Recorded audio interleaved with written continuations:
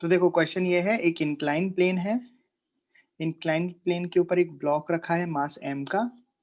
इसमें क्या होगा, अगर हम नॉर्मली इसको छोड़ देंगे, ऐसे ही छोड़ देंगे, तो क्या होगा, ब्लॉक नीचे आएगा, और ब्लॉक नीचे आएगा तो ये वेज पीछे खिसकेगा, पीछे जाएगा, और इन दोनों के बीच में एक्सेलरेशन के बीच में हम एक्सेलरेशन निकाल सकते हैं कॉन्टेक्ट सरफेस के परपेंडिकुलर कंपोनेंट करके। पर ये सवाल ये नहीं है, सवाल ये है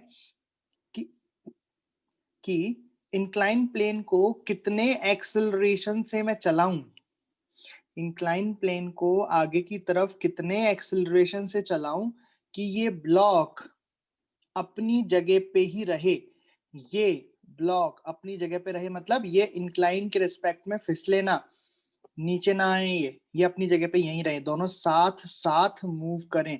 तो ये सवाल कई तरीके से पूछा जा सकता है। पहला तरीका क्या है कि जो इंक्लाइन है इसका एक्सेलरेशन क्या होगा कि ब्लॉक और इंक्लाइन के बीच में कोई रिलेटिव मोशन ना हो। दूसरा तरीका क्या है कि ए कितना होना चाहिए इंक्लाइन प्लेन का ताकि ब्लॉक और इंक्लाइन साथ साथ मूव करें, मतलब इस मास m का भी एक्सेलरेशन a हो और इस वेज का भी एक्सेलरेशन a ही हो। इस तरीके से सवाल पूछा जाता है इसमें कि इन दोनों का कोई रिलेटिव मोशन नहीं होना चाहिए, इसका एक्सेलरेशन क्या हो उसके लिए करो। मैं बताता हूँ देखो कैसे करते हैं। तो क्वेश्चन क्या है, find acceleration for which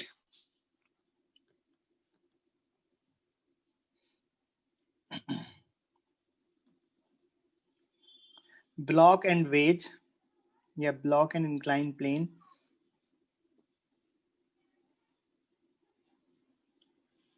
will move together, साथ साथ मूव करें, मतलब दोनों का आपस में एक दूसरे के साथ रिलेटिव मोशन ना हो, साथ साथ मूव करें, मतलब ऐसे जैसे तो एक दूसरे से चिपक रहे हैं वो। लेकिन असलियत में ऐसा नहीं है, असलियत में ये नीचे जा सकता है और ये नीचे जाएगा तो ये पीछे जाना चाहिए था अगर हम कुछ नहीं करते तो। लेकिन हमने एक ऐसा फोर्स किसी वजह से इतना एक्सेलरेशन हमें प्रोवाइड करना है। अच्छा, फील करके देखो क्या ऐसा हो सकता है क्या, आप इस नीचे वाले इंक्लाइन प्लेन को इतना तेज चलाओ, इतना तेज चलाओ कि ये गिरे ही ना, ऐसा हो सकता है? हाँ बिल्कुल हो सकता है, कई बार होता भी है, कई बार होता भी है। किसी चीज को हम इतना तेज चलाएं कि वो फिसले ही ना, होता है ऐसा।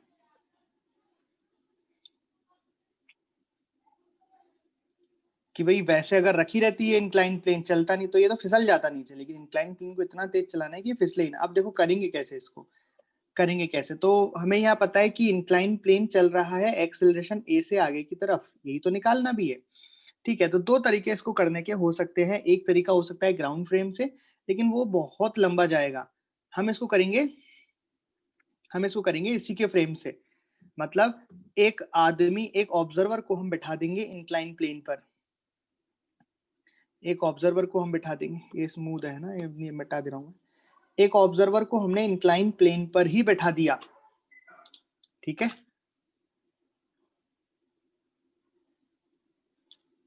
हमने क्या किया, उसको ऊपर ही बैठा दिया। अब इस ऑब्जर्वर के रेस्पेक्ट में हम इस मास m वाले ब्लॉक का, इस ब्लॉक का एफबीडी बनाएंगे। किसके रेस्पेक्ट में, इसके रेस्पेक्ट में। चलो एफबीडी बनाओ। तो फोर्सेस कैसे कैसे लगेंगे, तो ऑब्जर्वर बोलेगा कि देखो भाई नीचे की साइड तो mg लगेगा और नॉर्मल लगेगा इधर की तरफ। भाई जो फोर्सेस लगते हैं वो तो लगेंगे ही, लेकिन अच्छा ये दोनों लग गए और तो कुछ लगेगा नहीं। लेकिन आप देखोगे कि ये जो ऑब्जर्वर है वो एक्सेलरेशन ए से चल रहा है, क्योंकि ये तो इंक्लाइन प्लेन पे खड़ा है और इंक्लाइन प्लेन तो एक्सेलरेशन ए से चल रहा है। जैसे पिछले सवाल में, पिछले सवाल में क्या था, वो उसके अंदर खड़ा था ना, लिफ्ट के अंदर खड़ा था, तो लिफ्ट चल रही थी तो वो भी चल रहा था, तो वो हम बोल रहे थे कि ये तो कैसा प्लेन है, ये तो कैसा फ्रेम ऑफ रेफरेंस है, non inertial frame of reference है, तो हमें सूडो लगाना पड़ेगा।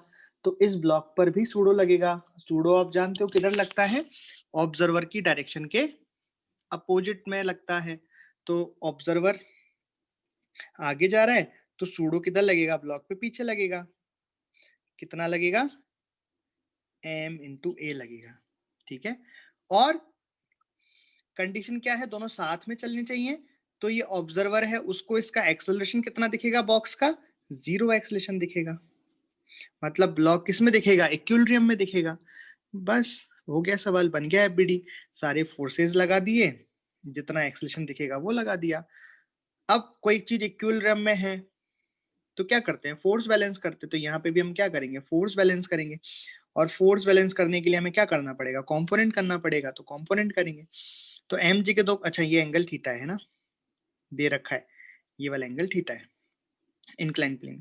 तो एम जी के कंपोनेंट तो हम जानते हैं, एक इधर होगा, एक इधर होगा।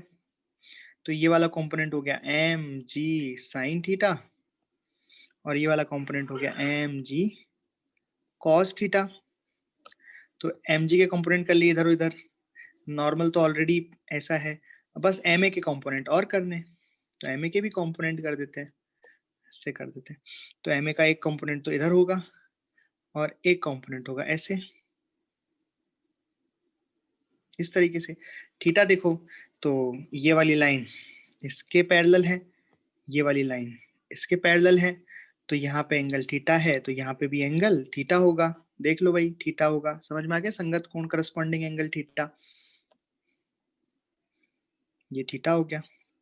तो एम ए के कंपोनेंट किया तो ये वाला हो गया एम ए कॉस थीटा, और ये वाला किया तो ये हो गया एम ए साइन थीटा। इस तरीके से हमने कंपोनेंट कर दिए।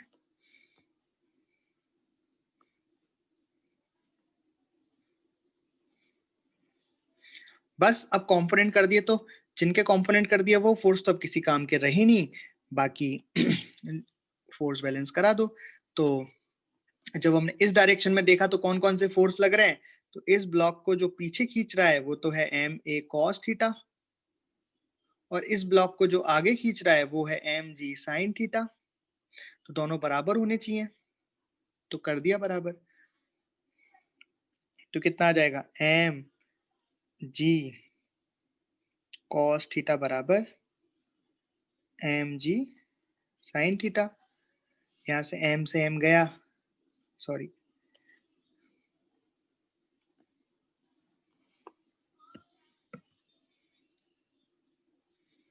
फोर्स कौन कौन से होगा? एक तो हो गया एम ए कॉस थीटा बराबर एम जी साइन थीटा। कैसे? अगर फिर से देख लो, इस डायरेक्शन में दो ही फोर्स लग रहे हैं। ब्लॉक को नीचे की साइड तो कौन खींच रहा है? एम जी साइन थीटा, और ऊपर की साइड कौन खींच रहा है? M A cos theta. दोनों को बराबर कर दिया, तभी तो ए जीरो आएगा, तभी तो दोनों साथ चलेंगे। तो यहाँ से आप देखोगे एम से एम कट गया, ए बराबर कितना आ गया? जी टेन थीटा। ये आंसर हो गया। कोई आपसे नॉर्मल पूछ लेता, नॉर्मल क्या होना चाहिए? तो भैया नॉर्मल क्या होना चाहिए? देखो इधर कितना लग रहा है नॉर्मल, और नीचे कितना लग रहा है? M G cos theta. ये यार ए है ना ये, M G cos theta plus M ए साइन थीटा। तो एन बराबर कितना हो गया? M G cos theta plus M ए साइन थीटा, और ए की वैल्यू यहाँ से डाल दो तो नॉर्मल आ जाएगा इस तरीके से। देखो ध्यान से, ये वाला सवाल, find F so that both will move together.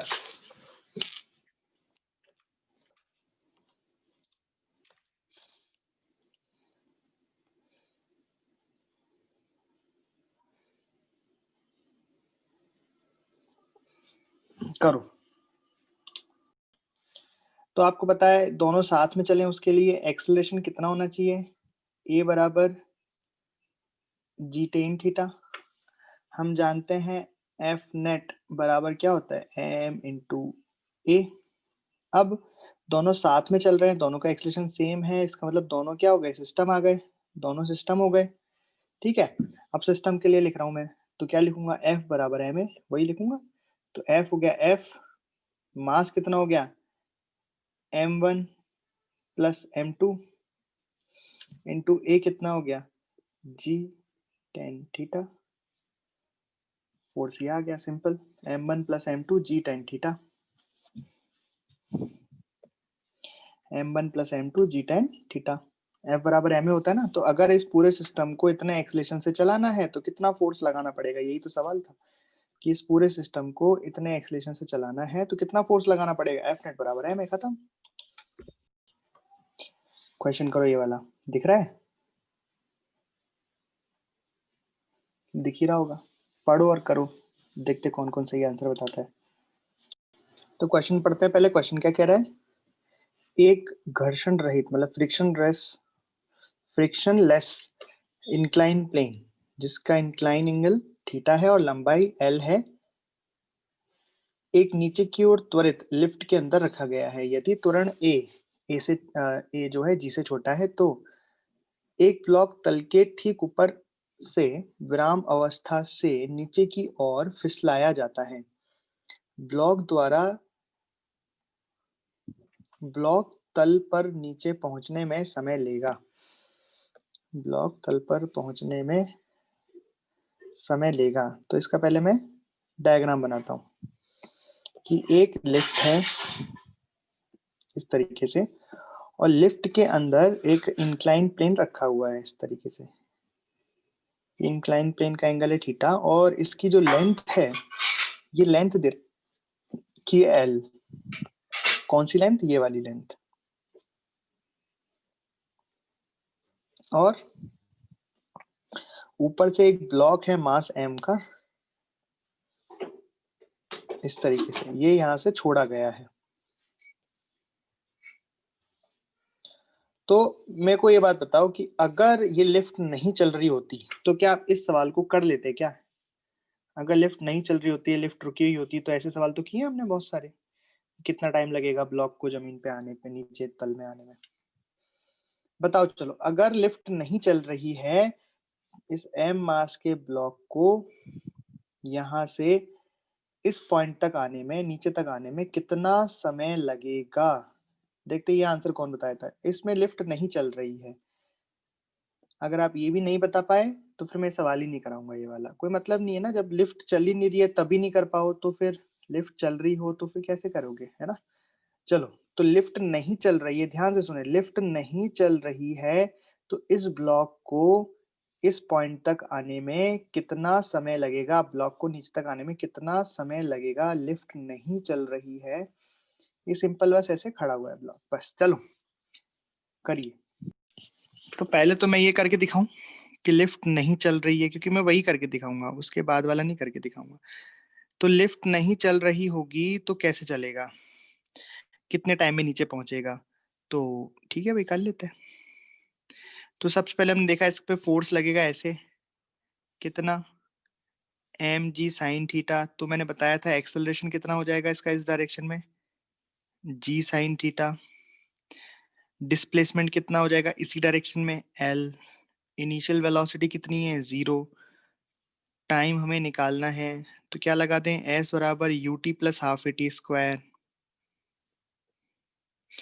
S हो जाएगा एल, क्लास का सवाल है, क्लास का। यू टी हो जाएगा 0 क्योंकि यू 0 है, हाफ। ए हो जाएगा g sine theta into t square, कोई नहीं पढ़ता। 2l under root 2l upon g sine theta का अंडर रूट, ये टाइम आ जाएगा अगर लिफ्ट नहीं चल रही है तो।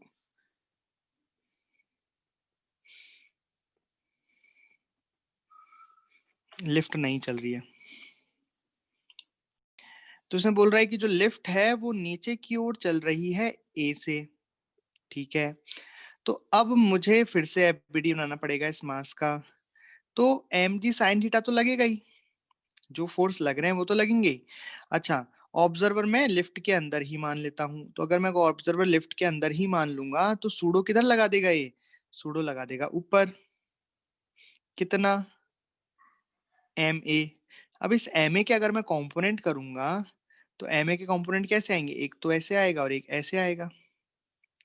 और अगर मैं इसके थीटा देखूंगा कि कौन सा थीटा क्या है, तो अगर ये वाला थीटा थीटा है तो मैं कह सकता हूँ ये वाला थीटा थीटा होगा, ये लाइन सेम हो जाएगी, ये लाइन ऐसे थीटा। तो अगर ये वाला एंगल थीटा होगा तो ये 90 माइनस थीटा और ये वाला थीटा हो जाएगा, तो ये वाला एंगल आ जाएगा थीटा। तो अगर मैं कंपोनेंट करूंगा तो ये बन जाएगा एम ए साइन थीटा। अब अगर मैं इसका एक्सेलरेशन निकालूंगा इस डायरेक्शन में, तो मैं क्या लिखूंगा, मैं लिखूंगा M ji sine theta minus M A sine theta, M ji sine theta minus M A sine theta बराबर एम इंटू ए रिलेटिव, जो भी अब नया एक्सेलरेशन आएगा इसका इस डायरेक्शन में। भाई ये वाला एक्सेलरेशन तो किसका है, ये तो लिफ्ट का एक्सेलरेशन है। ये एक्सेलरेशन ए रिलेटिव मत लिखो, इसको ये लिख दो acceleration of the block, acceleration of the, क्योंकि भाई ये वाला एक्सेलरेशन थोड़ा ना काम का, ये तो गिवन एक्सेलरेशन है, ये तो लिफ्ट का एक्सेलरेशन है, हमें तो किसका एक्सेलरेशन निकालना है, ब्लॉक का। तो मैंने क्या लिख दिया, एफ नेट बराबर एम ए, बस ये लगाया है मैंने। तो एफ नेट लिख दिया मैंने कितना, अच्छा ब्लॉक का एक्सेलरेशन इधर की साइड मान लिया हमने ए ब्लॉक, तो इधर की डायरेक्शन में फोर्स जो लगा वो पॉजिटिव हो गया, ये बन गया M G sine theta minus M A sine theta बराबर m a block.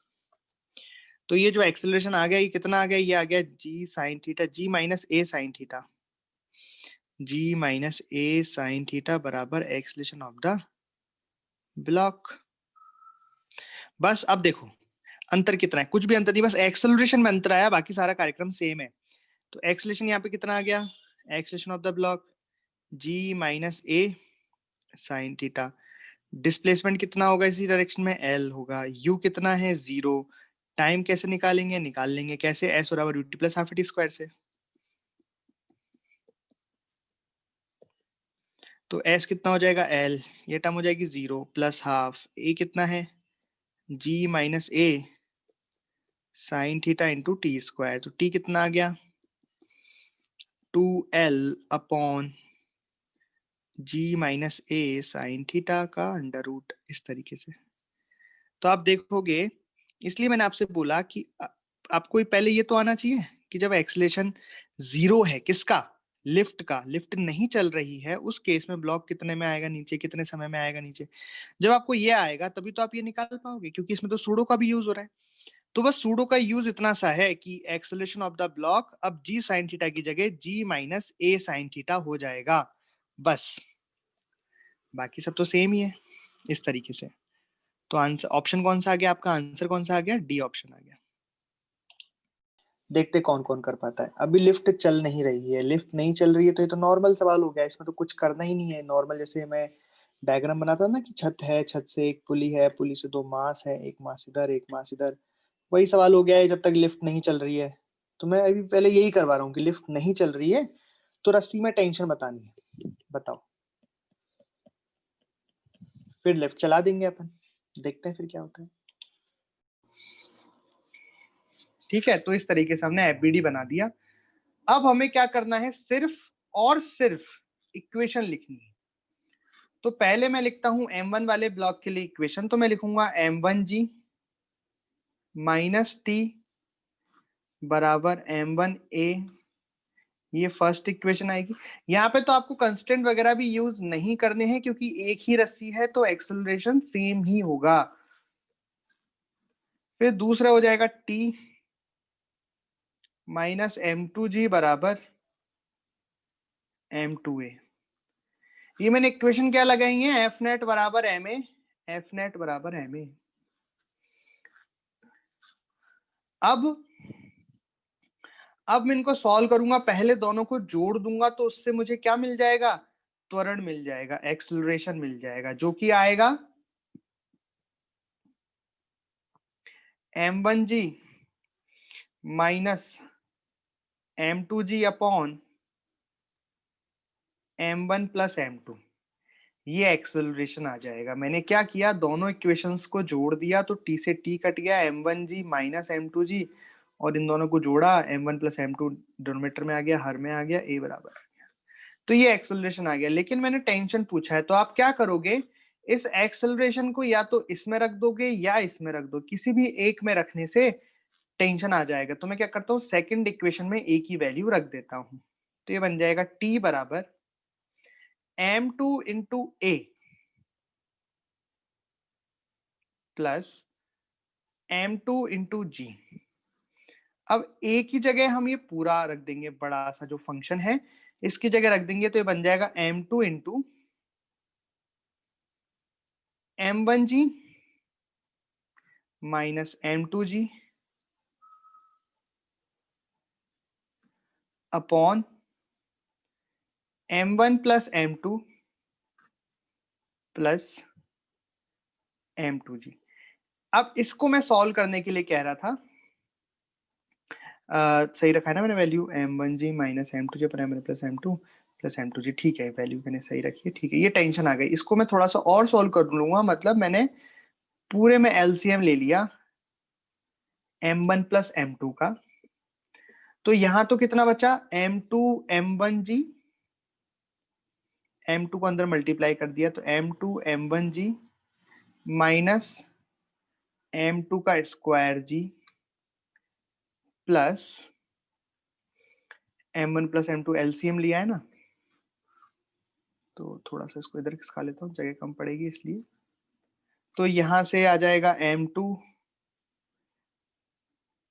m1 ji plus m2 का स्क्वायर इंटू जी। अब अगर किसी को इसमें डाउट है कि सर ये एलसीएम कैसे लिया, तो फिर मैं पढ़ाना छोड़ दूंगा, ठीक है। चलिए तो हम इसमें देख रहे हैं क्या कट गया, ये कट गया, इससे ये कट गया, तो यहां से क्या आंसर आया हमारा फाइनली, हमारा फाइनली आंसर इससे मिलता है 2m1 m2 g upon m1 plus m2, tension का आंसर ये है। तो ये तो शायद मेरे को किसी का दिख ही नहीं रहा है, किसी बच्चे